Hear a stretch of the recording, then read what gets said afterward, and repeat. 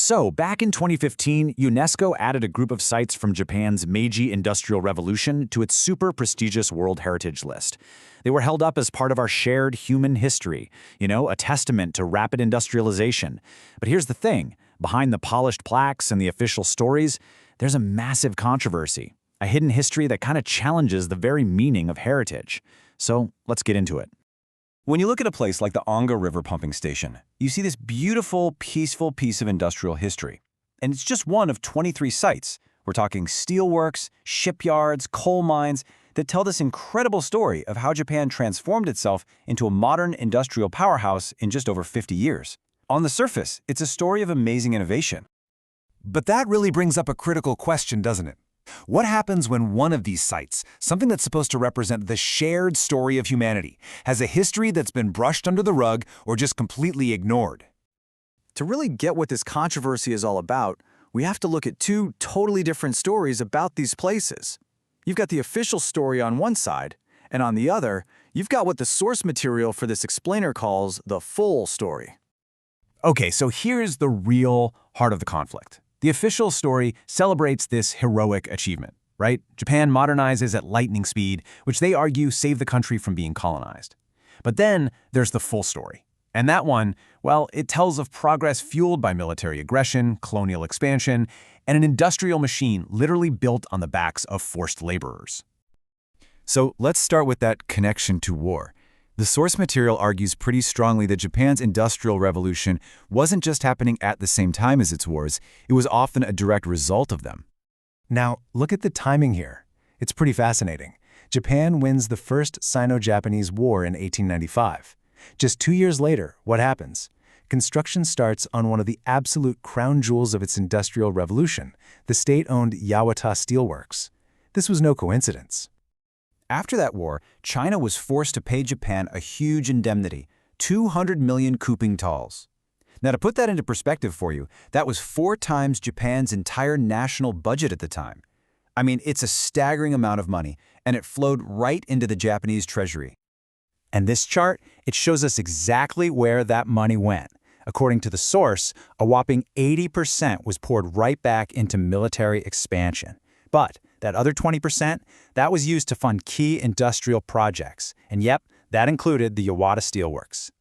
So yeah, this key World Heritage Site, the one celebrated for its industrial innovation, was directly funded by the spoils of a war. A war fought mostly on the Korean Peninsula, by the way, a war that really kicked off Japan's imperial expansion in Asia. But the money, that was only part of the story. The funding was one thing, but then there was the human cost. The source material goes into detail about a systematic program of forced labor that brought hundreds of thousands of people to work in these mines, shipyards, and factories. And the conditions were just horrific. I mean, the scale is just hard to wrap your head around. During its colonial rule, Japan deported over 800,000 Koreans to Japan for forced labor. 800,000! And as we're about to see, they were far from the only ones. The sources show that people from all over Asia and even beyond got caught up in the system. You had Korean civilians who were mobilized through trickery and just straight-up coercion. Chinese captives taken during the war were shipped to Japan, and thousands of Allied prisoners of war were also forced to work in these industries. Hashima Island, which you might know as Battleship Island, is probably the most notorious example. It's surrounded by this high seawall, and the people forced to work there called it a prison without iron bars. Getting away was basically impossible.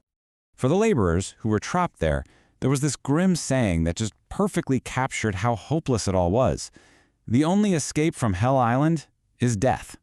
That wasn't an exaggeration. For them, that was reality. The personal stories are just harrowing. Chang Seb-choi was sent to Hashima when he was only 14. He remembers being told they were going somewhere nice. The reality was absolutely brutal. If you tried to escape and got caught, you'd be tortured so badly the skin would peel off your body. And these conditions weren't just on Hashima. Over at the Yawata Steelworks, Sukbang-ju remembers this constant, gnawing hunger.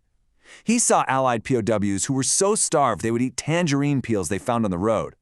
For him, and for so many others, the most painful thing was the hunger. Which brings us right back to 2015.